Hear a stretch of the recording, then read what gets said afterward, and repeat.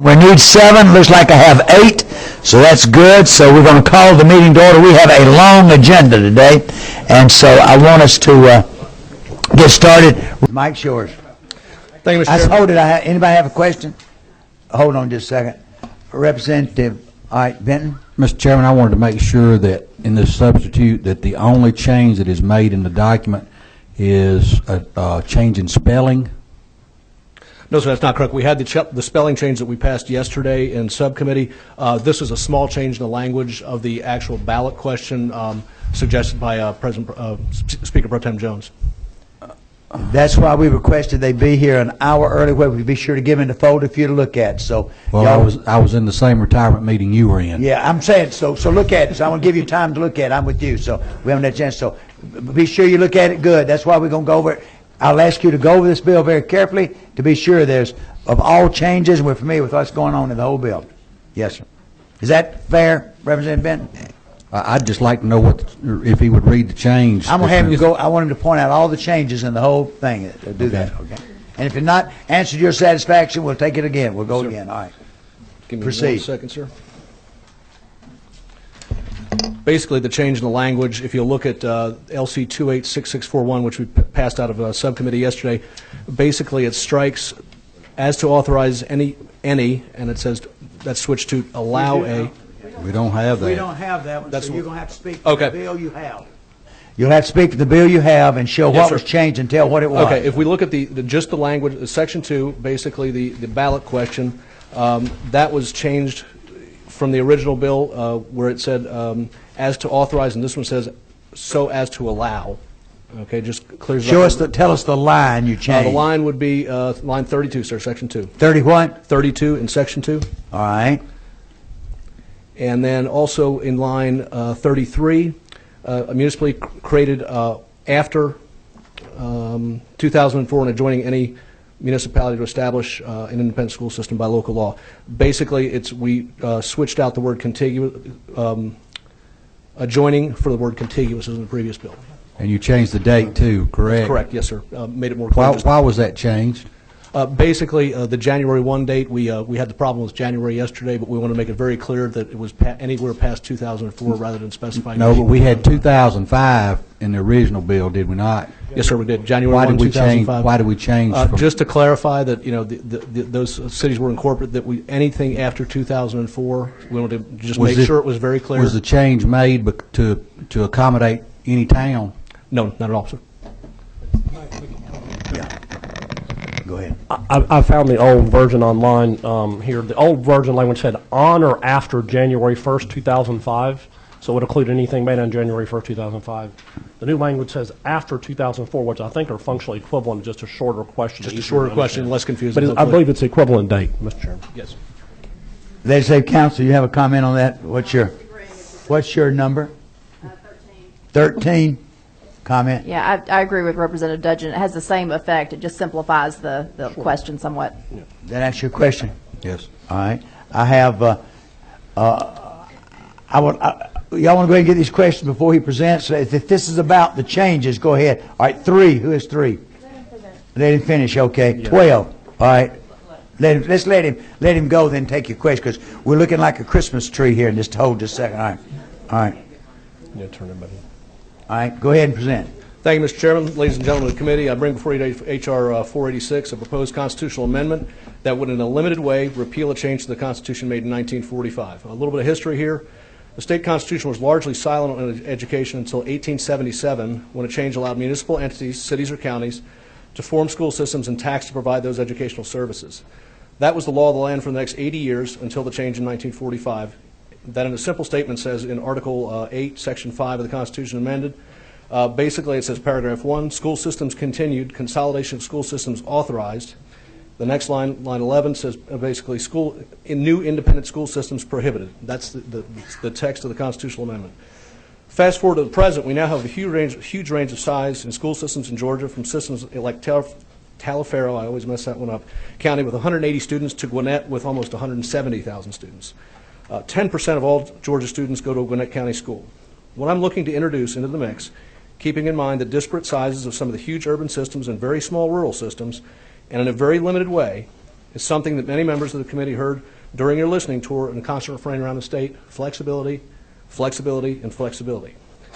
What this resolution seeks to accomplish is to allow the formation of new municipal school systems in areas of the metro that have had explosive growth, a large number of new municipal incorporations, and to be frank, some serious malfeasance issues that have had national and international exposure. And that leads me into the second reason, beyond just the education of our youth and more effectively with better educational outcomes: economic development.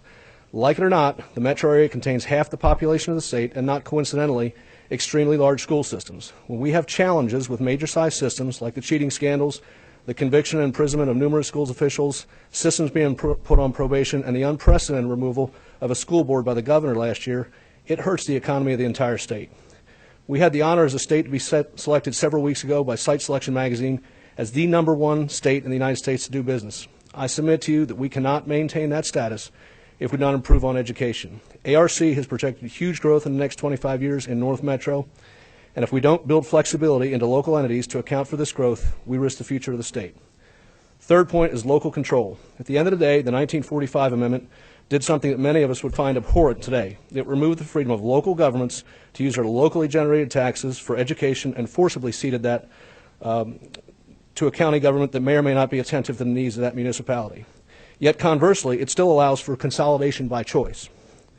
If two or more existing systems felt would be right sizing by combining, this represents a real inequity that we have an opportunity to remedy, something that fundamentally stripped away local control, but allows us to proactively instead of reactively deal with the issues we know are coming as our state continues to grow. I'm aware this is a sensitive issue. As a state, we spend over half our budget on education, but still have less than stellar outcomes. I'm also aware that there are many systems that are doing fine, hence the reason for my limiting the scope of this resolution. Thank you, Mr. Chairman and members. There are several folks, I know we're not going to have public comment today. Two questions that came out in the subcommittee that I'd like to proactively answer. Crossing county lines. That question came up yesterday. School systems across county lines. We have two in Georgia right now that I'm aware of. City of Atlanta schools, which straddles DeKalb and Fulton counties. That's been in place for decades, as well as Beaufort School that straddles two counties. The other, Bremen, okay, I was not aware of that one. And the other one is taking the money from the counties. This is not the county's money. This is the taxpayers' money, the end users, the parents and the children's money. And I think, where they direct that should be in the hands of those voters. At that point, Mr. Chairman, I'll be open to any questions. I want to remind you that even though you presented to subcommittee, you probably got half of the members that Yes, did sir. not hear your presentation. If there's Yes, anything sir. else you want to tell, or any charts or anything you want to show, please, Actually, please do. Rob, could you put up one? Because you're presenting to the committee and not the audience this time. Yes, sir. Rob, if you can stay up there and just flip those. Basically, with the language of the bill, this represents the newly incorporated cities and those contiguous to them that would be affected by this bill. It is mostly North Fulton and North DeKalb. There's 16 cities total. And Rob, if you can flip to the next one, that'll show that basically on a state map.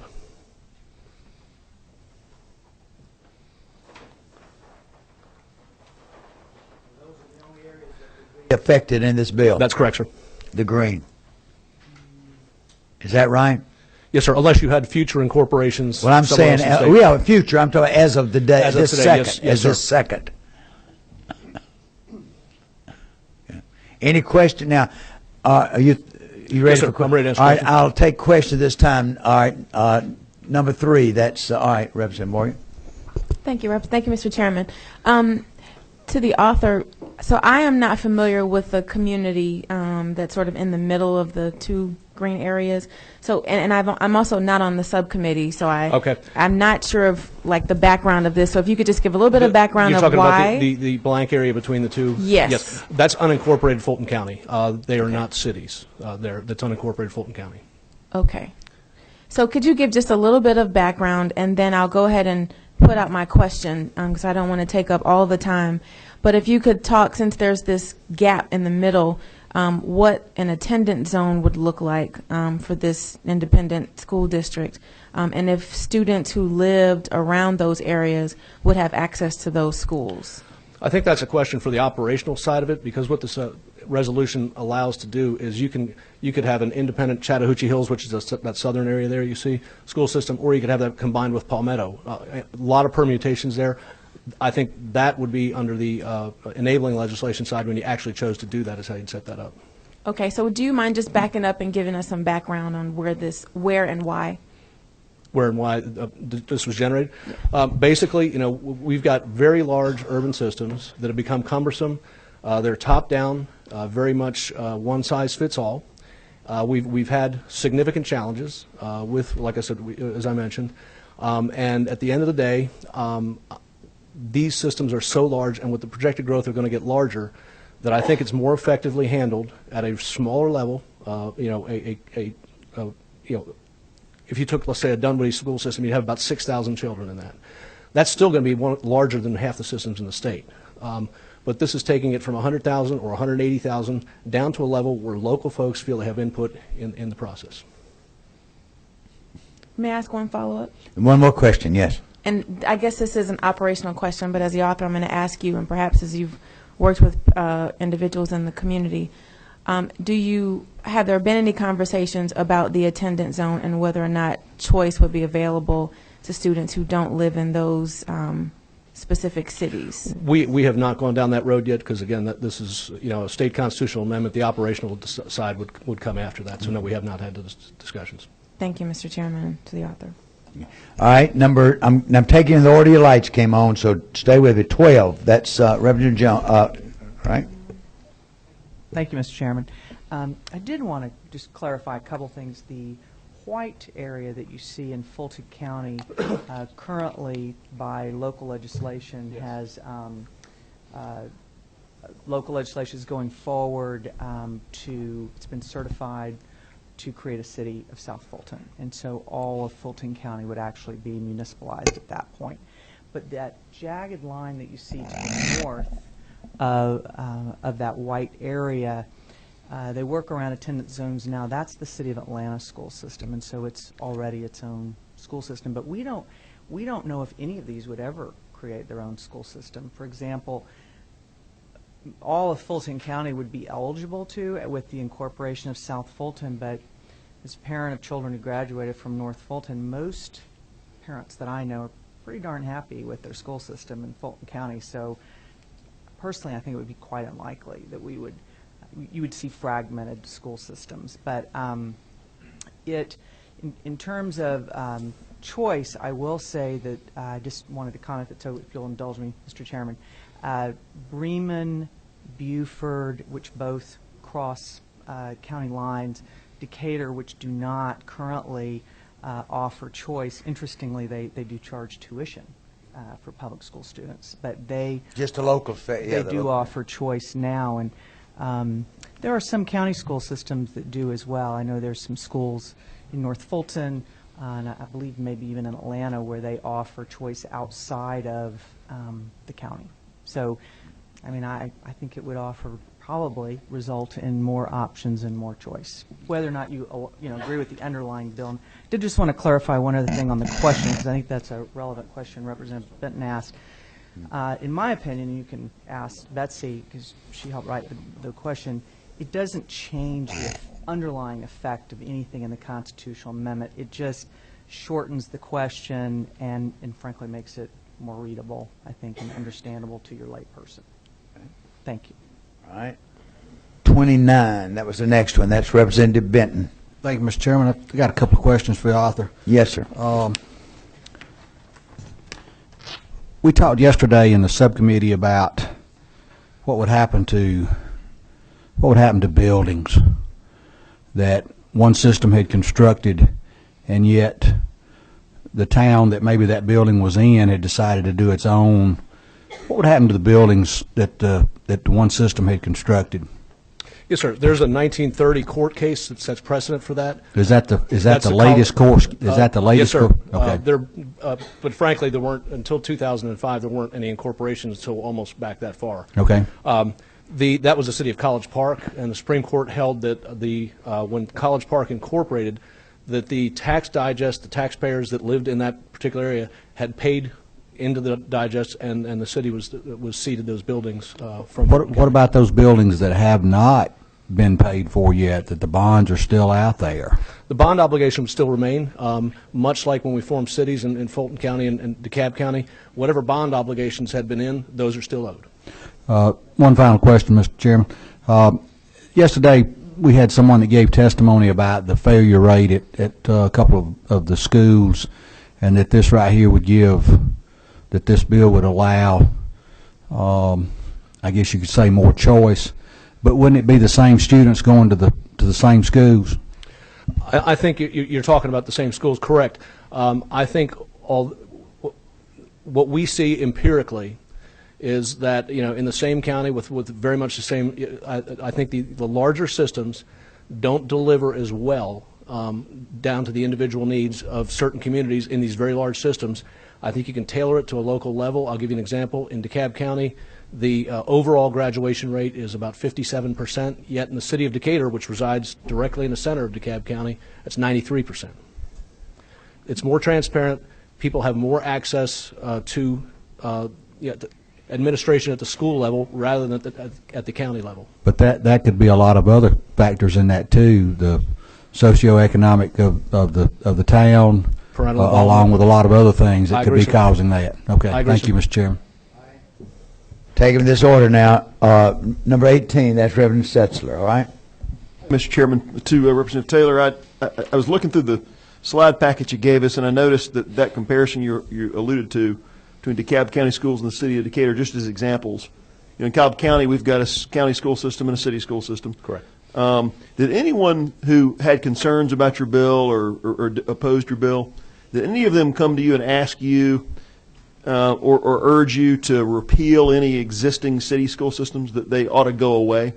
No, and the constitutional option still remains for any of those to consolidate or dissolve. When this 45 Constitution was passed, there were actually 64 city school systems. That has since dwindled down to 21. Right. So there is the ability to do that, and there's not a movement towards that. I asked the question because I would ask members of the committee to consider almost the converse of this. If this, and I'll just use the city of Decatur as an example. If the city of Decatur did not have a school system, I'm sorry, let me rephrase this. Would anyone on the committee, if I took a poll, a show of hands, would anyone seek to eliminate the city of Decatur school system and consolidate them with DeKalb County today? Given where we are today, would we want to move in the direction of eliminating them to get them back towards a large consolidated system? I don't think anyone on the committee would suggest we do that.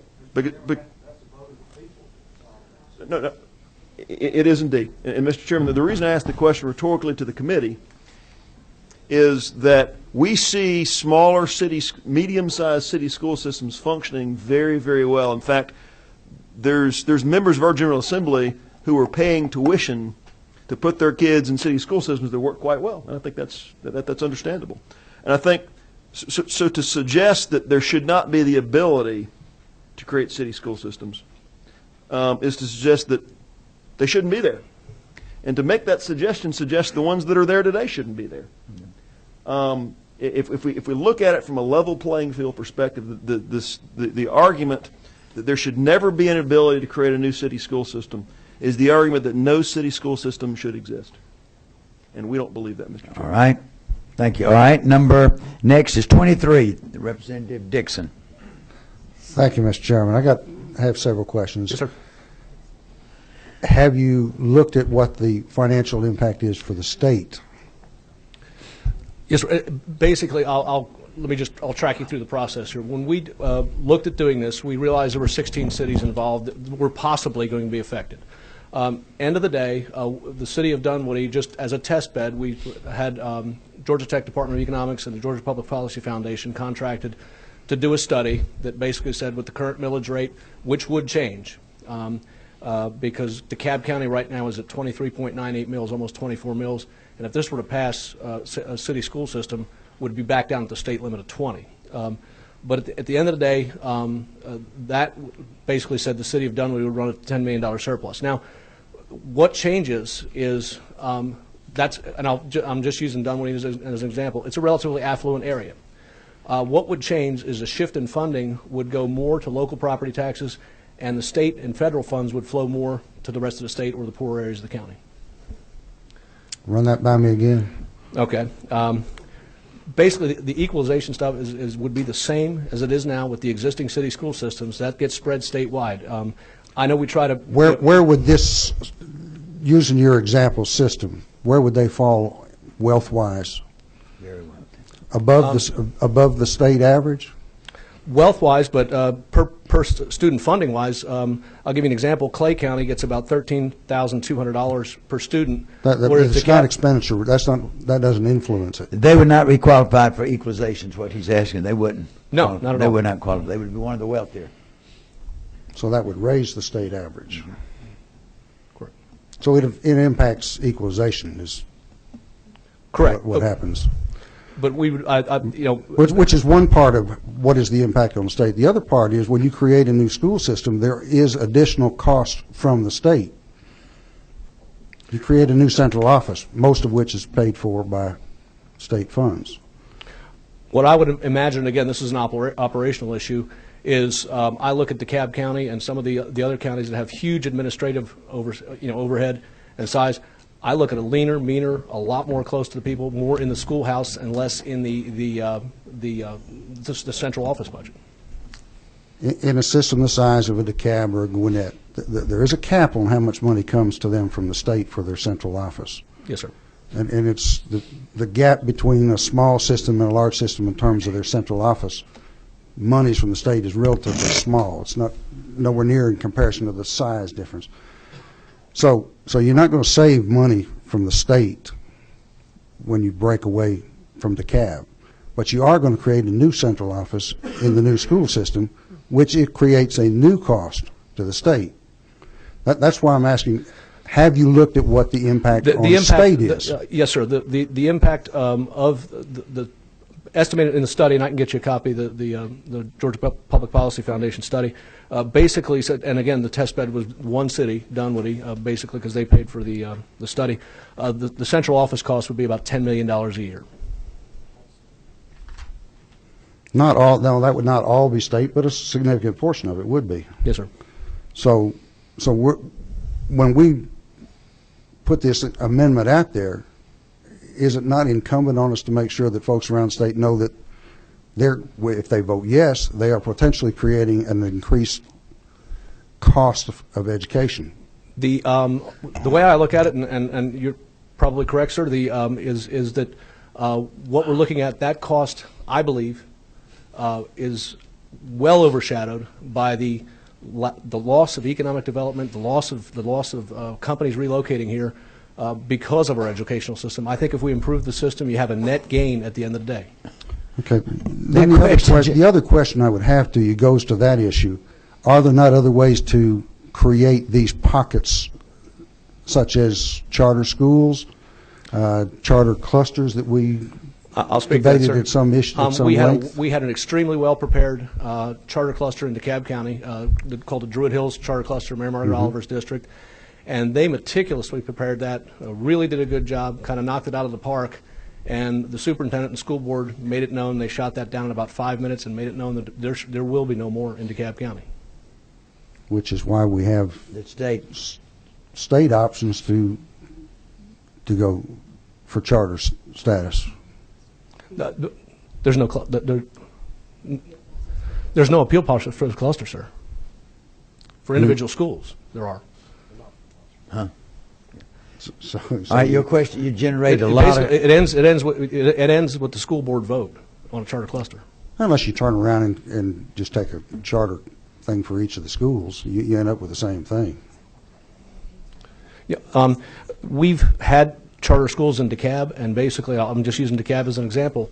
My son went to a charter school. I have several people in this room were on committees to form charter schools.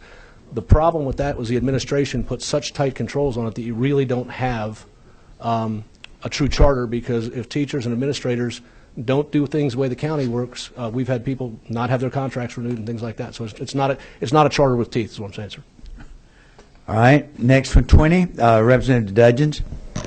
Thank you. A couple real quick things. So a lot of lights. To be clear, if Johns Creek did this, I don't think they would do it at all, but if Johns Creek High School knew and had bonds, the bond obligation goes to the new school system with the property. Is that correct? Yes. Yes, sir. Okay. All right. And I'll hear, are we certain about that? So that's the court case. In other words, so Fulton County School built Johns Creek, and they've got bonds outstanding on it, all right? And now Johns Creek formed a school system. By this isn't going to happen. Don't say this to anybody out there. But just hypothetically speaking, then would the bonds get given to the new school system as obligation?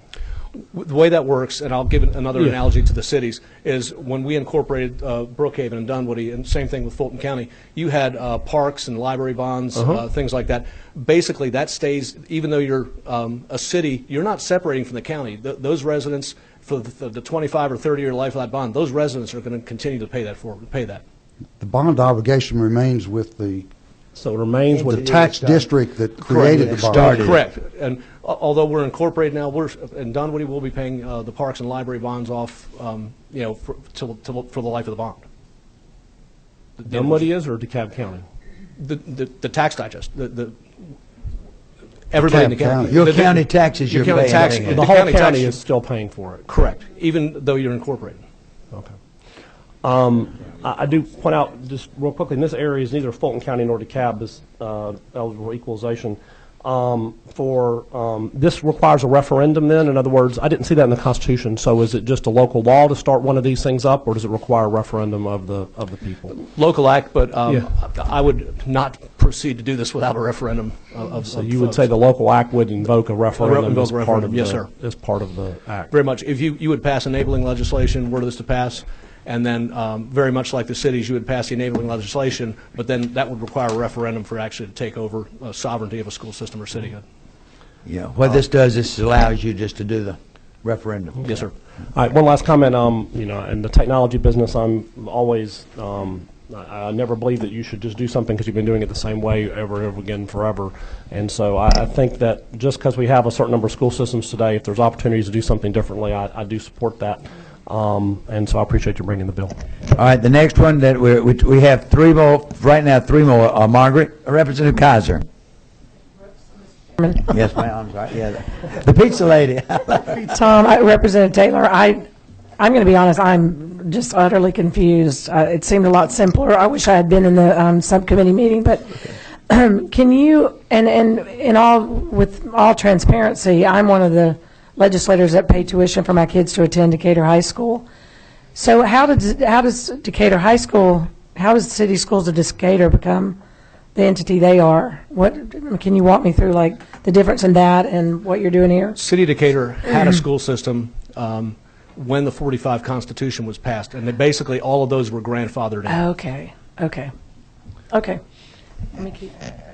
And as the law stands now, Representative Kaiser, all the existing city schools, the only option they have, they could consolidate into the county, but like Lawrenceville was a city school and came into Gwinnett in the 50s, they cannot reconstitute that city school under the new law. They have to stay out. So Buford's the only one that stayed out. But this would allow new ones to be started up. Correct. And there were, at the time the 45 Constitution was passed, as I mentioned, there were 64 systems in existence, and that has since dwindled to 21. Right.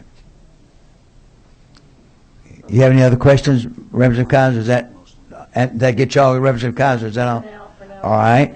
We're going now in this order. Let's see. Be sure I'm right. Representative Jones.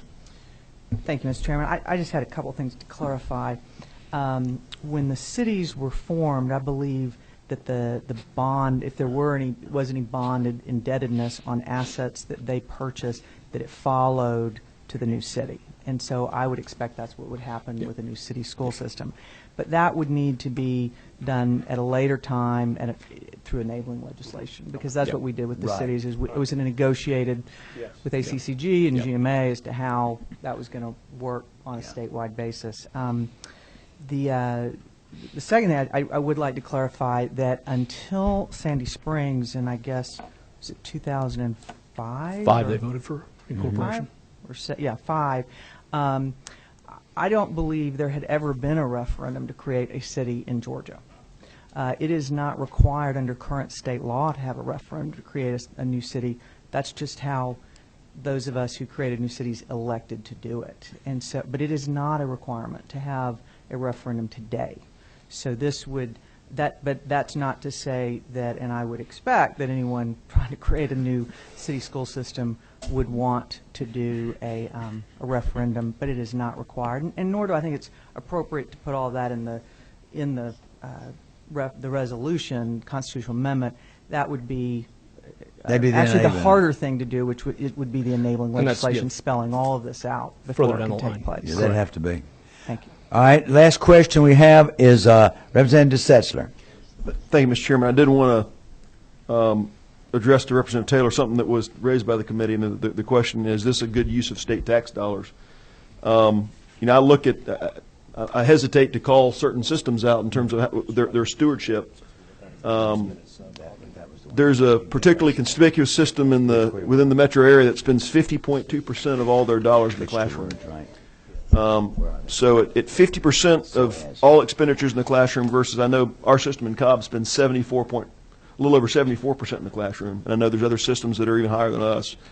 But when you think about stewardship of state dollars, if state dollars are flowing to systems that spend in the 70s percentage-wise in the classroom versus spend around 50 in the classroom, there really is no better investment of state dollars than a system that's going to take, whether it's a medium-sized city system or a large-sized metro system, there's no better stewardship of state dollars than those that are going to spend up in the 70s in the classroom versus those that are spending the 50s.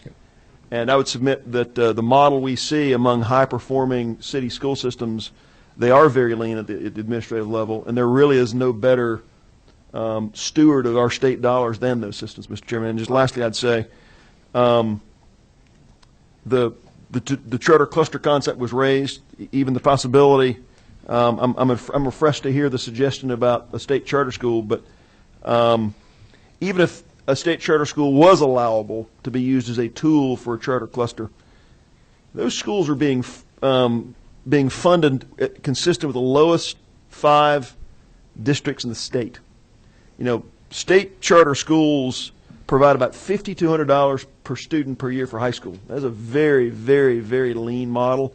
And I think the idea that local governments could use their own taxing authority to do it provides a model that the per pupil funding is much more consistent with what we would want, and I think it's something we should encourage.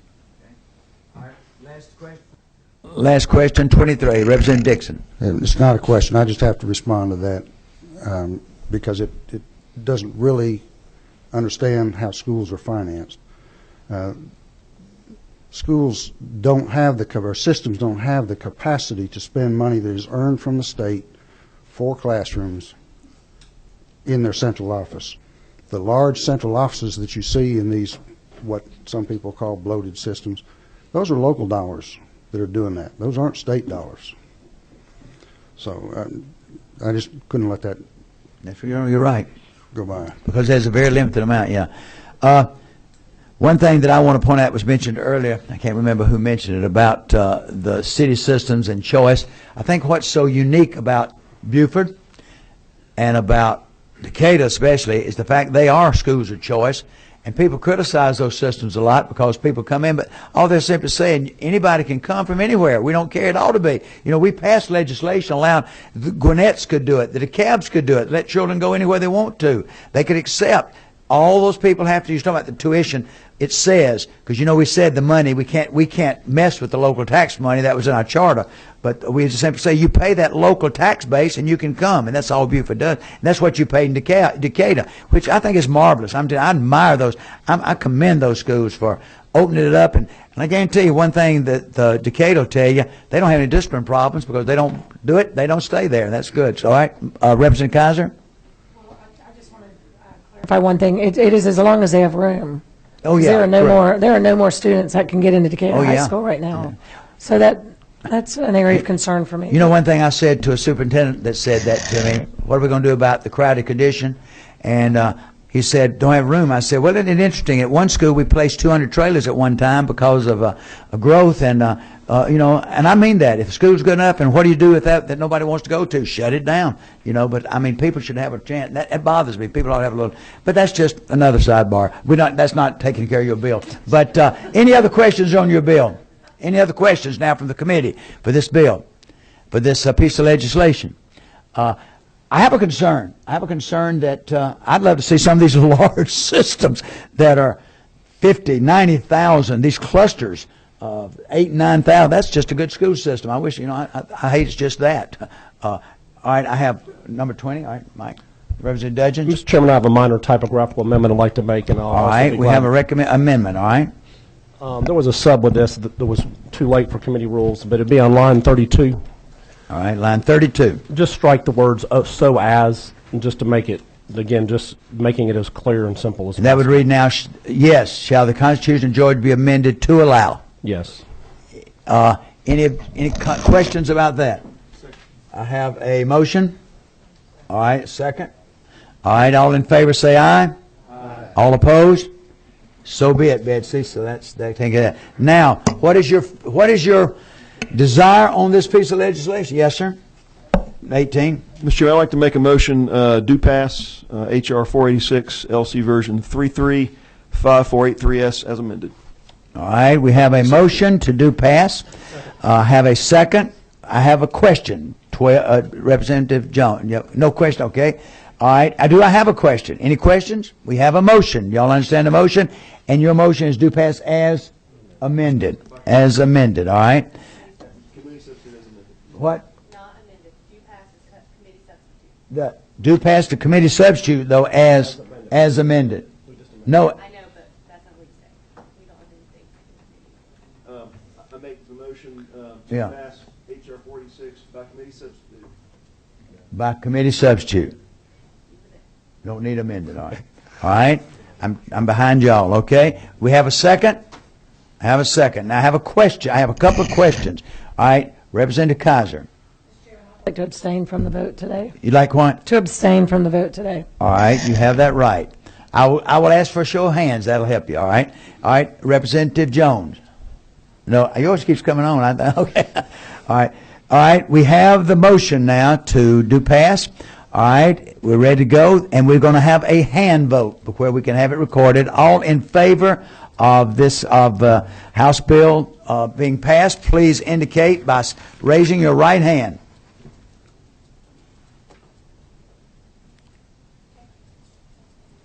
Did you get them? All right, all opposed. We have one to abstain. You got that too, didn't you? All right. What was the results? 7-3. The legislation passes, so you may go to rules. Thank you very much, sir. I'm going to tell you, Mr. Chair, you aren't in here anymore. We're not going to let you disrupt this meeting, Mr. Let's give Fran Miller a hand out there. All right, Fran. Y'all do know that's Mr. Dunwoody. This is. I don't want to talk about Common Core, sir. I said that is not to be mentioned. Did y'all vote on that today?